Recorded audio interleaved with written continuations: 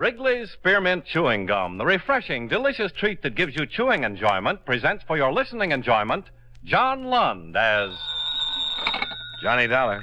New York Police Department calling. Mr. Dollar, will you accept the charges? Yeah, put 'em on. Just a moment, please. Ready with your call to Hartford, Connecticut. Go ahead. Hello, Dollar? That's right. This is Sergeant Papish, robbery. I have a notation here. You're the one to contact in the case that came up. Allied Adjustment Bureau? Well, I've done a lot of work for him. What's it about, Sergeant? Well, we've recovered a mink coat you were looking for about 6 months ago. Oh? Yeah, stolen from a party named Jacoby in Rochester. The Jacobys are in Europe right now, but the furrier's already identified it as the one he sold to him. Jacoby? Rochester? Yeah. Oh, yeah, I remember. It was insured for $5,000. There were some other things taken in the same haul. A watch, rings, bracelet. That's the job. So far, we just have the coat and the girl who was wearing it. What does she say? Nothing. So far, she's got a couple of bullet holes in her. Maybe I better get down there, Sergeant. Room 212, Sergeant Papish. Right.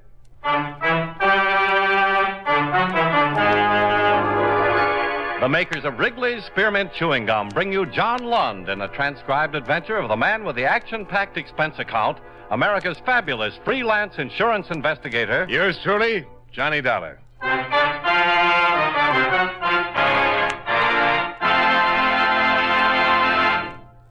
Wrigley's Spearmint Chewing Gum refreshes you. Wrigley's Spearmint Chewing Gum gives you real chewing enjoyment. Yes, for chewing enjoyment plus refreshment, it's Wrigley's Spearmint Chewing Gum. The lively, delicious flavor of Wrigley's Spearmint cools your mouth, helps keep your throat moist, and gives you a nice little lift. The good, smooth chewing of Wrigley's Spearmint helps keep you feeling fresh and alert, adds enjoyment to whatever you're doing. So for chewing enjoyment plus refreshment, treat yourself often to Wrigley's Spearmint Chewing Gum. Healthful, refreshing, delicious.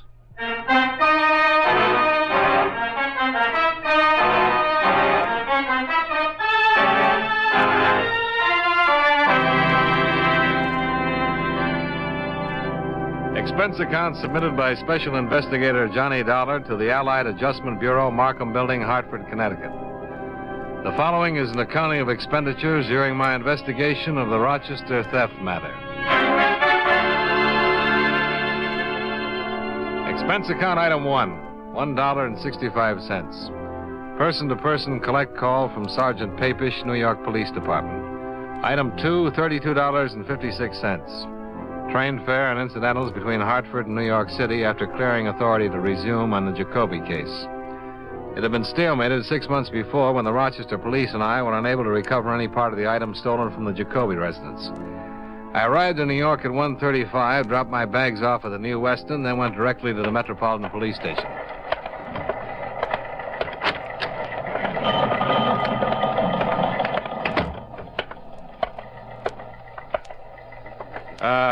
Hello. I wonder if you could help me. I'm looking for Sergeant Papish. I'm Papish. Oh, Johnny Dollar, Sergeant. Oh. Thanks for coming down, Dollar. Have a chair. Oh, thanks. Your mink coat's in the crime lab. They're looking it over. Uh-huh. We still haven't found out much about the girl who was wearing it. What's her name? Yeah, just Jane Doe for now. We didn't have her prints on file here, but we're waiting to hear from Washington now. She's been unconscious ever since we picked her up. Pretty bad shape. Oh, what exactly happened? That came in as a complaint about 3 this morning.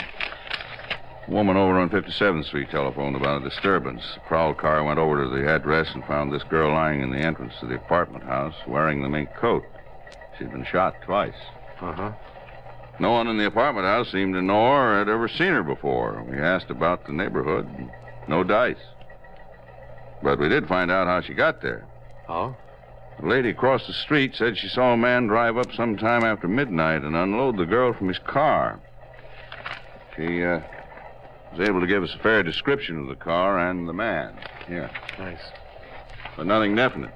No license number or anything like that. Could be any car and any man, from what she said. Got an APB out, of course. Was there a purse or anything? Nothing. The dress she was wearing came from a store downtown. Hundreds just like it. The coat was the only item that might have helped, and it turned up listed in the stolen property file. How about jewelry? Small diamond ring on her little finger. I looked over the list of things taken in that Jacoby robbery. It doesn't fit any of those. You can look at it if you want to. I'll take your word for it. Suppose the insurance company paid off the claim. Yeah, the whole thing. Well, at least we have the coat back for you. Maybe we'll get a line on the other things when this girl regains consciousness. If she does. Pretty bad, is it? Yeah. Nice-looking girl, too. Only about 25 or so. Excuse me. Sure. Robbery, Sergeant Papish.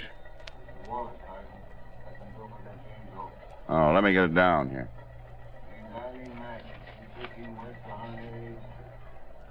213 West. Right. Okay, see you there. Bye. Just got an answer from Washington. They able to identify the girl? Yeah, address and all. She had a postal savings once. Name's Eileen Madden. You mind if I go with you? Come on. Maybe you'll get back all of your loot.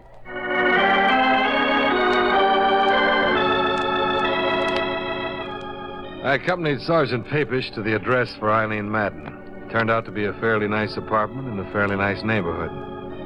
By the time we arrived there, a full crew of technicians were at work giving the place a complete check.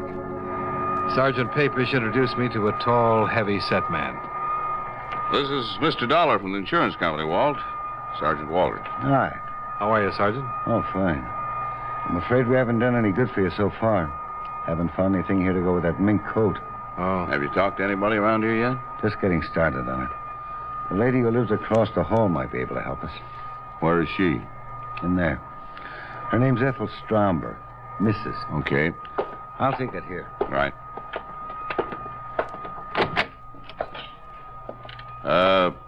Are you Mrs.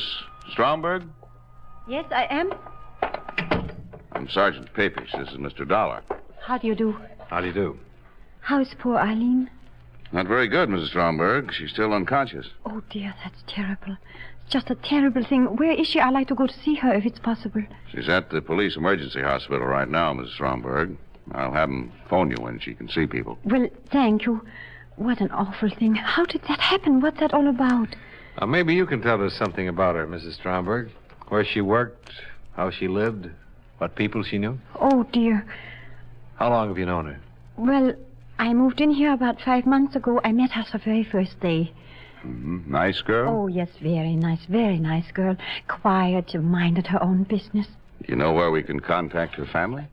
No, I can't help you there, Sergeant. I know they live somewhere in California, but that's about all. She talks about them now and then. How about her friends here in town? What about them? Did she talk about any of her friends to you? What do you mean? Well, she's a pretty girl. Young. Boyfriends, maybe. Yes, she did talk about them now and then. You suppose one of them had something to do? Mrs. Stromberg, Eileen Madden was dumped from a convertible last night after she'd been shot. A witness described the car as possibly blue or black in color, white top, white sidewalls. She said it was a late model Cadillac or Buick. Do you know if any of Miss Madden's friends drove a car that comes near that description at all? Why, yes. Yes, I saw him pick her up one night. I was just coming home. Saw who pick her up, Mrs. Stromberg? A man she called Bill. Bill who? I really don't know his last name. She didn't introduce me to him. But she talks about him. He drove a black Cadillac. Can you tell us what he looks like? Well, he seemed very tall. As tall as Sergeant Papish here? So about your height, very nice looking. He seemed quite big. Husky, sort of. Very nicely dressed, too. What color was his hair? I don't know. He always wore a hat. I think it was dark, though. His eyes? I don't know. About how old would you say? Oh, I'm no good at this, but I say between 30 and 35. Seems to fit what we have from the witness. Yeah. This Bill, would you say he had money? Oh, yes, I would say so. He drove that nice big convertible. He always dressed so nice. And he gave Eileen pretty nice things. Do you know if he ever gave her any jewelry? I don't know. I don't think so. Eileen would usually run across the hall and show me when he sent her something nice. I don't remember her ever showing me any jewelry. I just talked to the hospital. How is she? Just coming around. I think you better go over there and talk to her if you're gonna. Is she bad? They think she's dying, Mrs. Stromberg.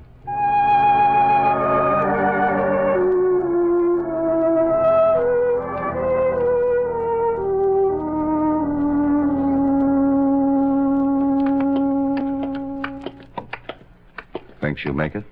Hard to say right now. Sometimes they rally. She must have been in their doorway a half hour or better before we got to her. Mm-hmm. She said anything, Doctor? No. You might have to wait a little while for her to come around. I see. I'll tell you both. Ask what you have to know quick. 2 minutes is about all I can give you with it. Sure, Doctor. Oh, you better put your cigarettes in that. Oh, yeah. Yeah. All right, miss. Okay, boys.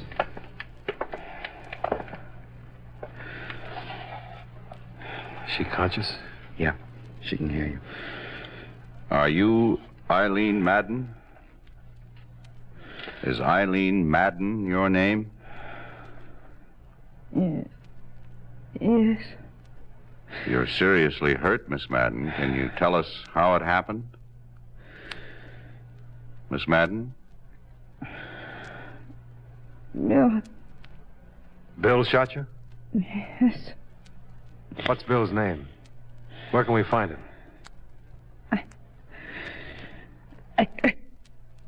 Doctor, watch out. Nurse, hand me that.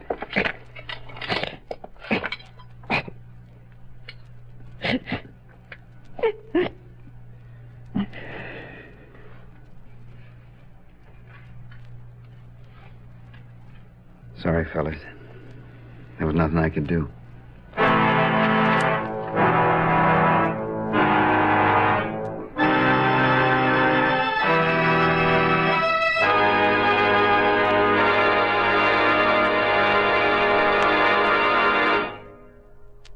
Friends, wherever you are, whatever you're doing, you'll enjoy chewing Wrigley's Spearmint Gum.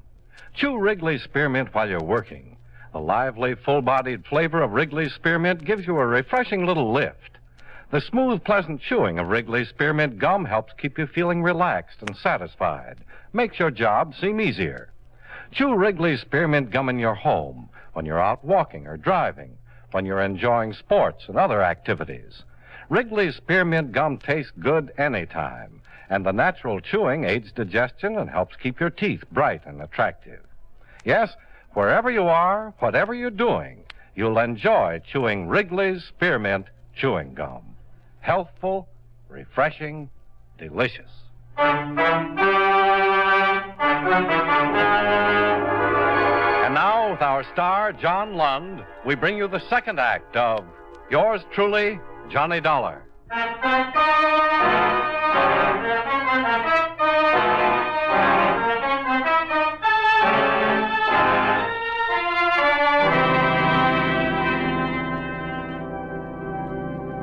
Eileen Madden died at 3:35 in the afternoon without giving us a full name of the man who'd shot her the night before.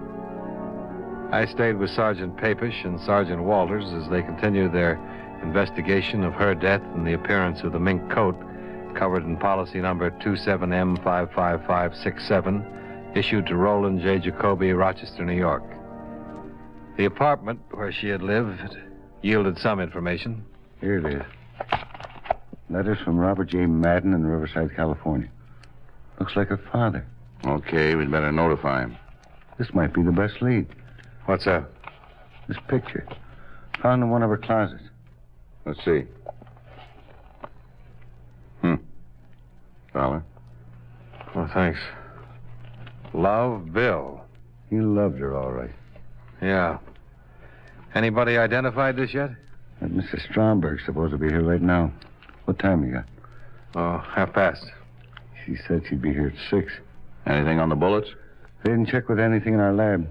Ballistics says it was an Army 45. The old 1911 model. Pretty good gun for killing. What gun isn't? Oh, I got the wrong room at first. Oh, come in, Mrs. Stromberg. You remember Sergeant Papish and Mr. Dollar? Yes. Do I have to answer more questions? Not many more. Oh, I'm just all worn out. I can't get over this terrible thing happening to Eileen. Did you get in touch with her family? Business office is doing it right now. Oh, dear, what a terrible, terrible thing. Mrs. Stromberg, you ever seen this man before? Oh, yes. That's Bill. The man Eileen's been going with? Yes. The man who drives the black Cadillac convertible? Yes, that's him. But did he do this terrible thing? It looks that way, Mrs. Stromberg. Oh, dear, dear. Sergeant Pavish. Yeah. Yeah, right. Goodbye. Did Eileen Madden ever mention to you that she had been married? Why, no. She never did. Was she? In the state of New York in 1951. Just found out from vitals. Divorced? Yeah. Her ex-husband's name is Bill. Bill Powers.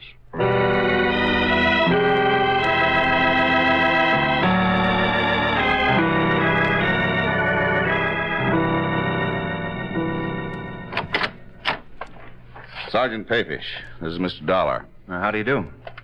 What's the matter? May we come inside, Mr. Powers? Sure. Well, what's this all about? Do you know a woman named Eileen Madden, Mr. Powers? Yeah, sure. We were married once. Why?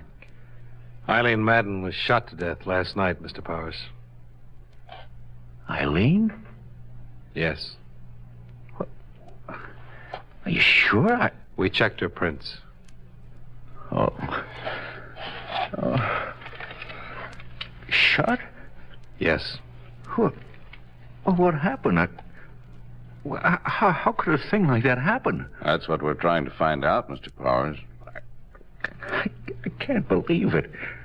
Eileen dead. Have you seen her lately? Well, yeah, I saw her last week. Had a drink together. Are you sure it's Eileen? We'd make sure before we came around with news like this. Mr. Dollar represents an insurance company, Mr. Powers. Miss Madden was wearing a stolen coat when we found her.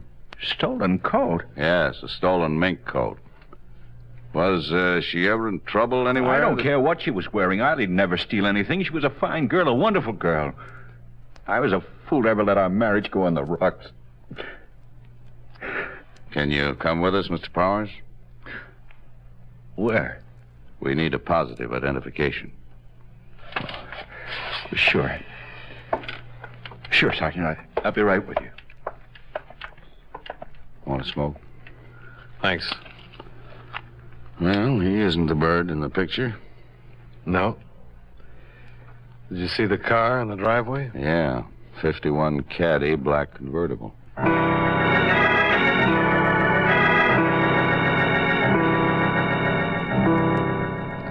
On the way to the city morgue with the ex-husband of Eileen Madden, we tried to get more information from him regarding her activities up till the time of her death.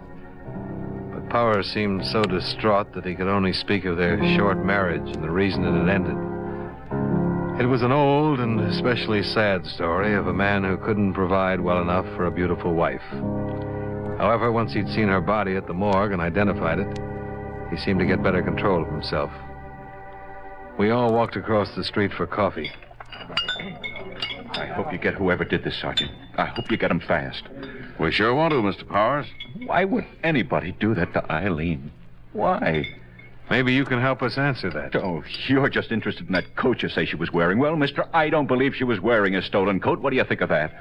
I'm just looking for the facts, Mr. Powers. I'd like to prove what you just said as badly as you'd like to have it proved. But we have to start somewhere. You can understand that. I suppose so. You told us you saw her last week for a drink. That's right. Have you been seeing her right along? Yeah, sure. Did you know that she's been going with somebody else? Sure. Then you know Bill? Bill Chambers? Yeah. Well, I don't know him, but she talked about him a lot. Is this Bill Chambers, Mr. Powers? Yeah, that's him. I thought you knew. You're sure this is him? Sure. This picture was in her place. I went there one day and saw it and asked her who he was. Eileen told me all about him. What did she tell you about him? Why, she said she was going with him. She told me that he wanted to marry her. Said he had lots of money. Did she tell you where he works? No. Or what kind of work he does? No.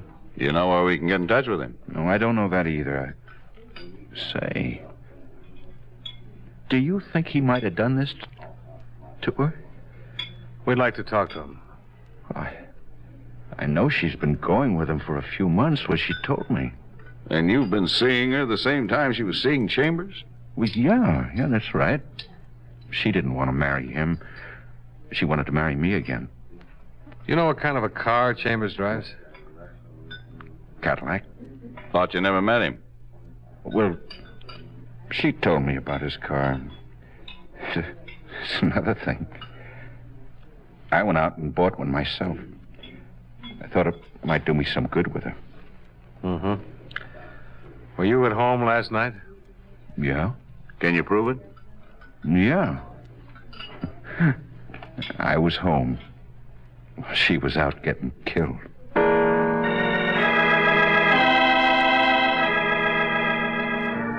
The name William Chambers was checked through the New York police files.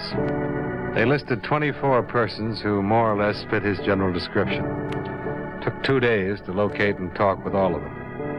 Neither Mrs. Stromberg nor the witness who had seen the body dumped from the car could identify any of them. An all-points bulletin regarding the suspect and his car had been issued as soon as we learned his name. Same results, nothing.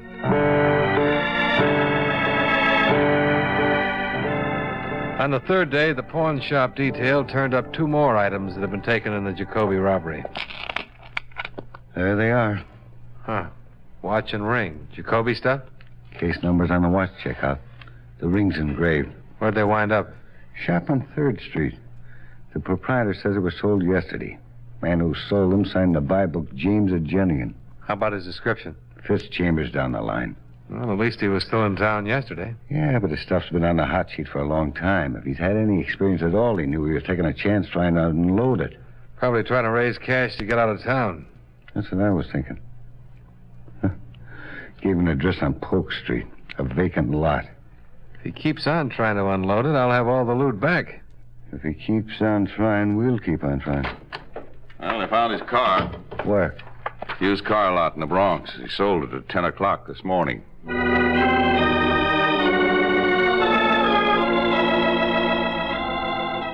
At the used car lot, we learned that a man answering the description of William Chambers had driven in that morning and offered a black 51 Cadillac convertible for sale. The used car lot manager had finally settled on a price and made out a check. He reported that the man had seemed extremely nervous and anxious to make a quick deal. The car was impounded and examined. A full set of fingerprints on the steering wheel and dashboard gave us a positive identification of William Chambers. William Carlson, alias William Carls, William Charles, Walter Cameron, male, Caucasian, age 33, 178, 6'1". Let's see, 14 arrests, 2 convictions, both car theft. Quite a lad. Aren't they all? Doesn't look like a killer, though, does he? I don't know. What's a killer supposed to look like?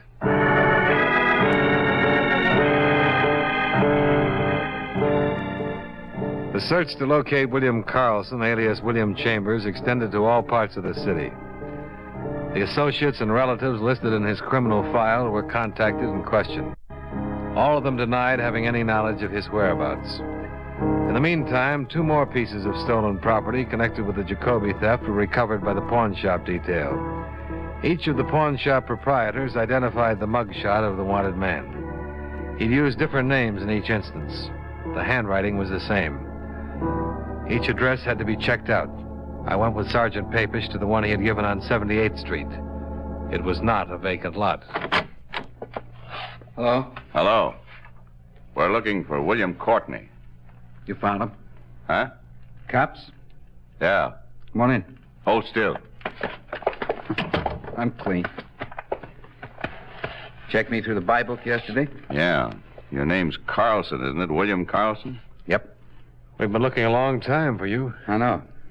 Yesterday, I decided I'd let you find me. I gave my right address. You want to get your hat? Sure. Look, I didn't mean to kill Eileen. I didn't mean to at all. I want you to know that. Let's talk about it downtown. No, we won't. I'm not talking to anybody downtown. I'm talking to you 2 right now, and that's it. So you better listen. Okay. I've been doing pretty good with these house jobs. Real good. Enough to buy myself a nice car, get some clothes, get around a little bit. I work all alone. I met her. I liked her. I wanted to marry her. I did. I really did. We went out the other night, and I gave her the mink coat for a present. I thought that'd cinch it. She didn't want to take it. She told me she was going to marry some guy she'd been married to before. I let her have it. That's all? That's all. That's it, mister. I could have run. Sold my car. Getting rid of a lot of odds and ends I have around. I decided not to, after all. I don't want to run. Okay, let's get with it. Remember, I let you get me. I wrote my address right down where I knew you'd check it out. Okay. And there's no more talking. You two got it all straight. What's the matter with you, anyway? You got it all? I mean, about everything? Yeah, I've got it. Okay. Hey, wait a minute. You guys are too late. I took it when I heard you knock on the door. Where's the phone? It's too late, I tell you. It's in my stomach now. It's too late. Not for me, brother. I handle plenty of babies, just like you. It's too late. Grab him, Nip. I got it. Go. Look out. Shut up. You're going to stand trial, baby. Sergeant Papish had handled attempted suicides. A lot of them. And in the 5 minutes before the arrival of the emergency ambulance, he managed to force William Carlson to take an antidote that saved his life.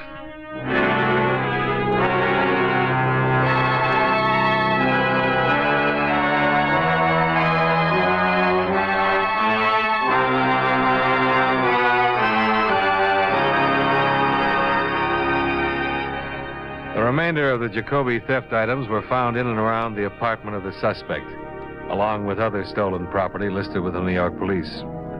All of the articles on the enclosed list have been impounded and will be available following the trial of William Carlson. Expense account item 3, hotel and board while in New York, $88.65. Item 4, same as item 2, transportation back to Hartford. Expense account total, $155.42. Remarks? Please file a copy of the above report for the information of William Powers in regard to his ex-wife, Eileen Madden. I think this is what he wanted. Well, that's it. Yours truly, Johnny Dollar.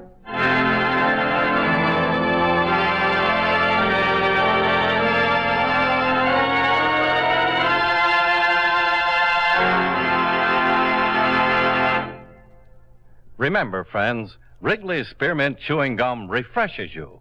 Wrigley's Spearmint Chewing Gum gives you real chewing enjoyment. The lively, full-bodied flavor of Wrigley's Spearmint cools your mouth, freshens your taste, sweetens your breath. The smooth, pleasant chewing of Wrigley's Spearmint helps keep you feeling relaxed and satisfied, makes whatever you're doing more enjoyable.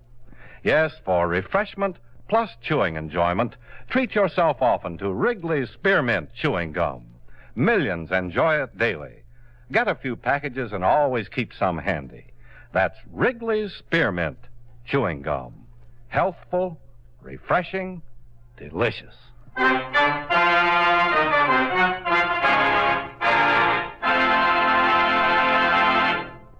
Yours truly, Johnny Dollar, brought to you by Wrigley Spearmint Chewing Gum, stars John Lund in the title role and was written by E. Jack Newman with music by Eddie Dunstetter. Featured in tonight's cast were Virginia Gregg, John McIntyre, Jim Nusser, Jeanette Nolan, Victor Perrin, and Bill Johnstone. Yours truly, Johnny Dollar, is transcribed in Hollywood by Jaime Del Valle.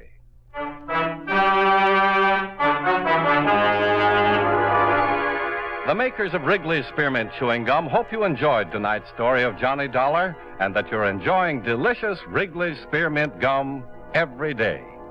This is Charles Lyon, inviting you to join us again next week at this same time when, from Hollywood, John Lund returns as... Yours truly, Johnny Dollar.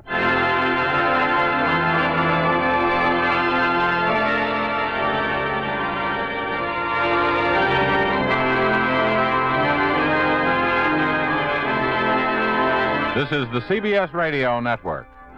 Why let your floors get scuffed up? Beacon Wax stops floor scuffing.